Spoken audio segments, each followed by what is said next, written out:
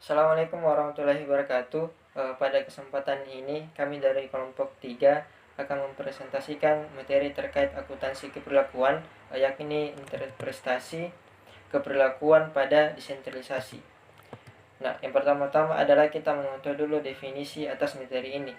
Definisi keperlakuan dari desentralisasi sebagai suatu sistem yang mendorong berbagai manajer dalam suatu hierarki berpikir dan bertindak secara independen, sementara pada saat yang sama merupakan bagian dari suatu tim filosofi manajemen yang mencoba untuk mendorong pemikiran dan tindakan manajer yang independen tanpa mengorbankan kebutuhan organisasional.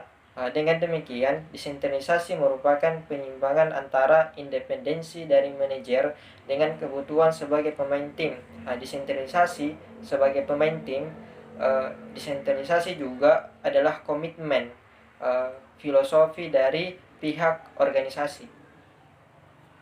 Setelah mengetahui pengertian, materi selanjutnya adalah lingkungan sebagai faktor penentu desentralisasi.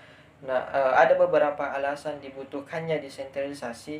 Yang pertama adalah desentralisasi membebankan sentralisasi membebaskan manajemen puncak untuk fokus pada keputusan-keputusan strategis jangka panjang dan bukannya terlibat dalam keputusan-keputusan operasi. Hal ini berarti penggunaan yang lebih baik atas akta manajerial yang sangat berharga.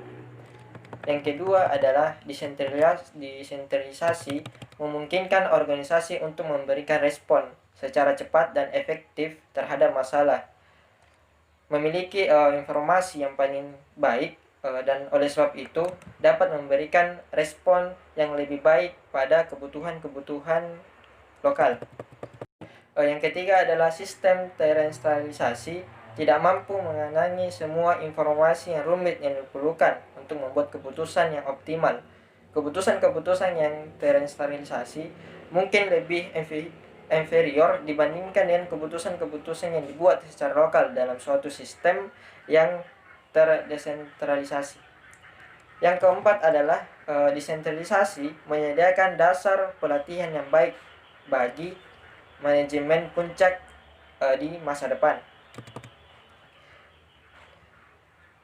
Dan terakhir adalah desentralisasi memenuhi kebutuhan akan otonomi dan dengan demikian merupakan suatu alat motivasional yang kuat bagi para manajer. Masih di materi yang sama, lingkungan sebagai faktor penentu desentralisasi.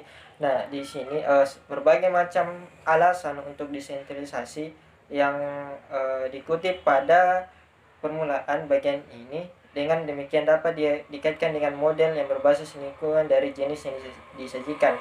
Bisa dilihat gambar di samping, ada beberapa komponen di sana adalah komponen lingkungan, ciri-ciri lingkungan, konteks organisasi, respon organisasi. Nah, di sini komponen lingkungan yaitu tugas penyedia sumber atau mitra pertukaran. Nah, ciri-ciri lingkungan yakni tersedianya sumber, saling keterkaitan para aktor konsentrasi kekuasaan. Konteks organisasinya konflik dalam hubungan-hubungan perubahan dalam hubungan-hubungan. Respon organisasinya kecepatan respons informasi, spesialisasi, pengambilan risiko, inovasi. Komponen lingkungan yang kedua adalah komunitas atau faktor-faktor hukum dan budaya atau sumber-sumber keabsahan. Nah, ciri-ciri lingkungan, nilai-nilai dan keyakinan hukum adat, istiadat, mitos, cerita, dan upacara. Konteks organisasinya hambatan-hambatan pada perilaku. Respon organisasinya bagaimana model pemerintah. Gambar ini menunjukkan bahwa karakteristik utama dari lingkungan tugas adalah kelimpahan sumber daya, saling berkaitan dari aktor sosial, dan konsentrasi kekuasaan. Fitur utama dari komunitas adalah sekelompok nilai dan kepercayaan yang dianutnya. Lingkungan menentukan konteks dari suatu organisasi. Penyedia sumber daya menentukan tingkat konflik dan perubahan, serta sistem nilai mendefinisikan sekelompok batasan. Konteks pada gilirannya akan menentukan perilaku yang dibutuhkan untuk kelangsungan hidup organisasi. Misalnya saja, kecepatan respon kemungkinan besar akan merupakan fungsi dari tingkat konflik dan perubahan dalam lingkungan. Sementara cara pengaturan, yakni demokratis atau otokratis, akan dibentuk oleh preferensi dari komunitas yang lebih besar, ditinjau dari perspektif dalam gambar di samping. Desentralisasi menjadi suatu respon oleh organisasi untuk mengatasi tuntunan-tuntunan lingkungannya. Respon ini dapat dimediasikan oleh pilihan strategis sebagaimana dikemukakan oleh Handel, atau dapat berdampak secara langsung sebagaimana dinyatakan oleh Aldic dan Muller. Materi selanjutnya yakni bagaimana memilih suatu struktur. Untuk menerapkan desentralisasi, suatu organisasi harus memilih struktur yang sesuai, mengembangkan anggaran dasar, dan mengukur kinerja dari submit yang desentralisasi, yang terdesentralisasi. Tidak ada satupun struktur yang paling sesuai dengan desentralisasi. Untuk memilih struktur dari sekian banyak struktur yang dapat meningkatkan desentralisasi adalah, yang pertama adalah pembagian tugas. Perusahaan sekarang harus diatur berdasarkan wilayah, di mana setiap wilayah memiliki organisasi fungsional atau produk yang lebih lanjut. Suatu masalah yang sulit timbul ketika hanya ada beberapa produk saja dari banyak produk perusahaan tersebut yang dijual di berbagai wilayah. Nah, kemudian yang kedua adalah merencanakan akuntabilitas sumber daya. Suatu struktur akuntabilitas sumber daya mengikuti logika dari distribusi fisik, aktivitas, dan keputusan yang dicapai oleh penciptaan subunit 4 jenis akuntansi sumber daya yang dikenal dalam literatur, yang terdiri atas pusat biaya, pusat pendapatan, pusat laba, dan pusat investasi. Terima kasih.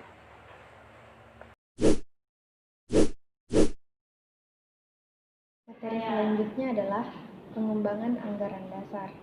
Pengembangan anggaran dasar ini adalah sekelompok aturan dan prinsip operasi yang akan mengatur hubungan antara subunit dengan kantor pusat dan antara subunit dengan subunit lainnya.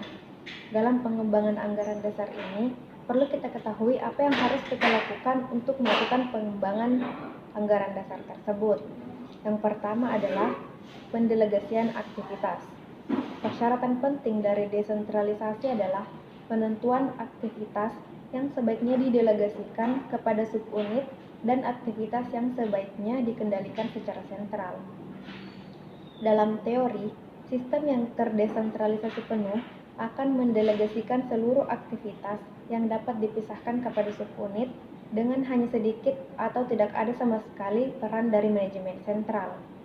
Teori dari produsen atau mistis dalam ekonomi pasar dengan persaingan sempurna mendekati model ini. Jika pasar semacam itu ada dalam praktiknya, yang jarang sekali terjadi, maka peran dari otoritas pusat akan menjadi sekedar peran dari seorang wasit atau sebuah payung. Kebanyakan bisnis tidak bisa mendekati tingkat desentralisasi semacam ini. Hal itu disebabkan karena manajemen pusat dari aktivitas tertentu biasanya lebih efisien dibandingkan pelaksana secara terpisah oleh subunit. Misalnya saja, layanan hukum akan lebih ekonomis jika dilaksanakan secara sentral dan bukan oleh subunit bisnis yang terpisah. Yang kedua adalah menetapkan norma-norma keperilakuan. Anggaran dasar harus mengikuti pembagian aktivitas dengan menyatakan norma-norma keperilakuan yang diharapkan oleh kantor pusat dari manajer subunit dalam melaksanakan aktivitas-aktivitas tersebut. Sebagai contoh, sementara unit-unit mungkin bebas untuk membuat keputusan-keputusan mengenai produk, Namun, kantor pusat juga mungkin mengharapkan agar keputusan semacam itu didasarkan pada pertimbangan terhadap profitabilitas jangka panjang. Ketiga adalah klasifikasi hubungan antar unit.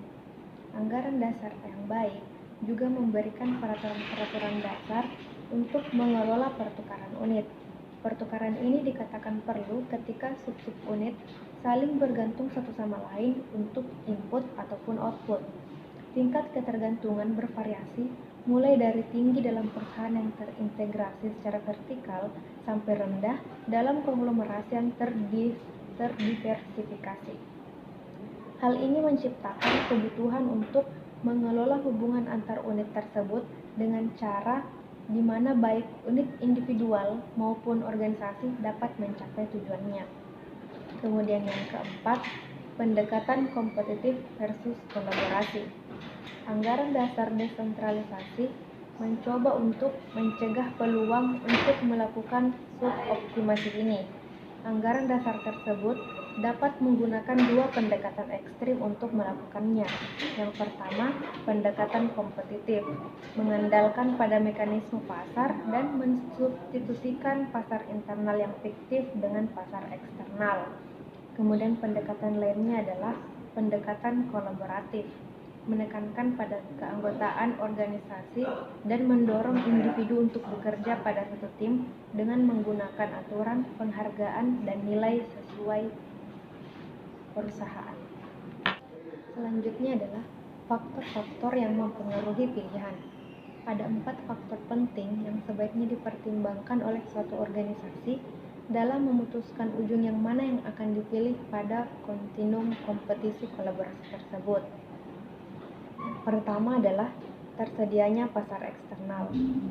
Sikap kompetitif di antara subunit adalah mungkin hanya jika ada pasar eksternal untuk produk atau jasa yang diperdagangkan secara internal. Kemudian, saling ketergantungan yang strategis. Faktor utama dalam memilih antara kompetisi dan kolaborasi merupakan strategi bagi organisasi. Yang ketiga adalah ketidaklengkapan harga. Pendekatan kompetitif membutuhkan mekanisme harga sebagai sinyal dasar untuk mengatur pengaturan selama harga menyangkut semua variabel keputusan yang relevan, pendekatan kompetitif akan berhasil. Namun, harga transfer internal jarang mencakup semua variabel keputusan yang relevan dalam suatu pertukaran. Kemudian yang terakhir adalah tersedia opsi untuk keluar. Persyaratan yang penting bagi keberhasilan pendekatan kompetitif adalah tersedia opsi untuk keluar. Opsi untuk keluar memungkinkan seorang produsen internal yang tidak efisien diberikan sanksi dengan cara mengizinkan pembeli menolak untuk membeli secara internal. Desentralisasi dan penentuan harga transfer. Sistem penentuan harga transfer dapat digunakan sebagai suatu alat untuk memaksakan perilaku yang diinginkan oleh anggaran dasar. Ada bermacam-macam jenis harga transfer. Yang pertama adalah harga pasar, di mana harga pasar digunakan ketika terdapat beberapa jenis pasar eksternal untuk produk tersebut. Yang kedua adalah harga biaya plus. Biaya plus dapat berupa biaya penuh atau biaya variabel margin laba. Kemudian biaya variabel, harga yang dinegosiasikan, dan harga yang diputuskan atau diperintahkan. Kemudian yang terakhir adalah harga transfer dan anggaran dasar desentralisasi. Dampak keperlakuan dari harga transfer menyarankan suatu penafsiran kembali terhadap harga transfer sebagai mekanisme keperlakuan untuk mendukung tingkat kompetisi atau kolaborasi antar subunit yang diinginkan oleh suatu organisasi. Terima kasih.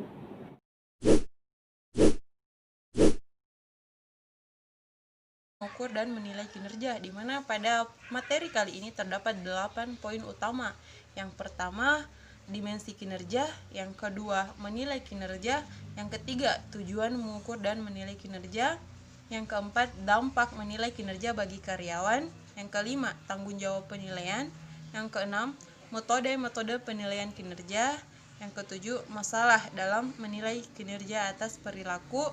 Kemudian yang terakhir yaitu mengukur dan mengevaluasi kinerja.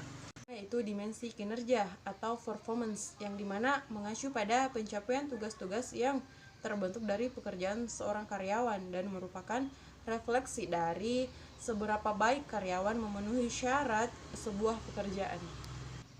Menilai kinerja atau penilaian kinerja yaitu proses yang dipakai oleh organisasi untuk mengevaluasi pelaksanaan kinerja individu karyawan selama periode waktu tertentu. Menilai kinerja secara keseluruhan merupakan proses yang berbeda dari evaluasi pekerjaan atau job evaluation. Kemudian selanjutnya yaitu tujuan mengukur dan menilai kinerja, di mana terdapat 2 poin utama, yaitu tujuan utama dan tujuan khusus. Di mana pada tujuan utama yaitu untuk menghasilkan informasi yang akurat dan sah tentang perilaku dan kinerja karyawan. Kemudian adapun tujuan khususnya ada 2 poinnya, yaitu yang pertama evaluasi, yang dimana menyediakan keputusan sumber daya manusia termasuk promosi, transfer, atau perberhentian. Kemudian yang kedua yaitu pengembangan, di mana meningkatkan pemberdayaan sumber daya manusia melalui penempatan pekerjaan yang lebih baik. Kemudian selanjutnya itu dampak menilai kinerja bagi karyawan, di mana terdapat 2 poinnya, yaitu dampak positif dan dampak negatif. Adapun dampak positif yaitu membangun kekuatan dan mengurangi kelemahan semaksimal mungkin, upaya pendisiplinan, dan peningkatan motivasi kerja. Adapun dampak negatif yaitu suatu hal yang menakutkan oleh orang-orang yang menilai dirinya rendah dan kurang produktif. Kemudian penilaian secara serampangan dan tidak adil. Kemudian metode selanjutnya yaitu work standard, yang dimana metode ini membandingkan kinerja setiap karyawan dengan standar yang telah ditetapkan sebelumnya atau dengan tingkat keluaran yang diharapkan. Nah, pada standar ini mencerminkan keluaran normal dari seorang pekerja yang berprestasi rata-rata yang bekerja pada kecepatan atau kondisi normal. Nah, agar standar ini dianggap objektif, para pekerja harus memahami secara jelas bagaimana standar yang telah ditetapkan. Metode penilaian kinerja. Menurut Mondi dan Noe 2005, ada 7 metode penilaian kinerja. Yang pertama itu rating scales, yang dimana menilai kinerja pegawai dengan menggunakan skala mengukur faktor-faktor kinerja atau performance factor, yang misalnya dalam mengukur tingkat inisiatif dan tanggung jawab pegawai. Nah, skala yang digunakan adalah 1 sampai 5, yaitu 1 adalah bentuk yang terburuk dan 5 adalah bentuk yang terbaik. Nah, jika tingkat inisiatif dan tanggung jawab pegawai tersebut biasa saja, maka ia diberi nilai 3 atau 4, dan begitupun seterusnya untuk menilai faktor-faktor kinerja lain. Kedua itu critical incidents, yang dimana evaluator mencatat mengenai apa saja perilaku pencapaian terbaik dan terburuk oleh pegawai. Nah, dalam metode ini penilaian harus menyimpan catatan-catatan tertulis tentang tindakan-tindakan atau perilaku kinerja yang sangat positif dan perilaku kinerja yang sangat negatif selama periode penilaian. Kemudian yang selanjutnya itu esai, yang dimana evaluator menulis deskripsi mengenai kekuatan dan kelemahan seorang karyawan, yang dimana kinerja pada masa lalu, potensi, dan memberikan saran-saran untuk pengembangan pekerjaan tersebut.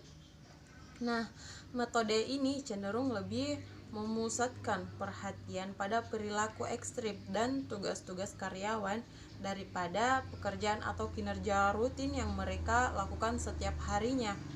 Penilaian seperti ini sangat tergantung kepada kemampuan menulis seseorang penilai. Kemudian metode selanjutnya yaitu work standard, yang dimana metode ini membandingkan kinerja setiap karyawan dengan standar yang telah ditetapkan sebelumnya atau dengan tingkat keluaran yang diharapkan. Nah, pada standar ini mencerminkan keluaran normal dari seorang pekerja yang berprestasi rata-rata yang bekerja pada kecepatan atau kondisi normal. Nah, agar standar ini dianggap objektif, para pekerja harus memahami secara jelas bagaimana standar yang telah ditetapkan. Selanjutnya yaitu ranking, di mana penilaian menetapkan seluruh pekerja dalam satu kelompok sesuai dengan peringkat yang disusun berdasarkan kinerja secara keseluruhan. Nah, contohnya yaitu pekerja terbaik dalam satu bagian diberi peringkat paling tinggi dan pekerja yang lain itu diberi prestasi diletakkan di peringkat paling bawah. Nah, kesulitan terjadi bila pekerja menunjukkan prestasi yang hampir sama atau sebanding. Materi selanjutnya yaitu forced distribution, yang dimana penilaian harus memasukkan individu dari kelompok kerja ke dalam sejumlah kategori yang serupa dengan sebuah distribusi frekuensi normal. Yang terakhir yaitu behaviorally encouraged rating scales, yang dimana evaluator menilai pegawai berdasarkan beberapa jenis perilaku kerja yang mencerminkan dimensi kinerja dan membuat skalanya. Misalnya, penilaian pelayanan pelanggan. Bila pegawai bagian pelayanan pelanggan tidak menerima tip dari pelanggan, ia diberi skala 4 yang berarti kinerjanya lumayan.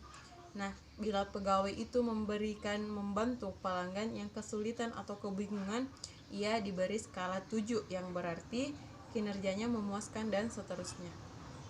Selanjutnya yaitu masalah dalam menilai kinerja atas perilaku. Yang pertama, leniency, yang dimana penilaian yang dilakukan penyelia yang tidak berpengalaman atau yang buruk mungkin memutuskan cara yang paling mudah untuk menilai kinerja, yaitu dengan memberikan nilai evaluasi yang tinggi kepada setiap orang.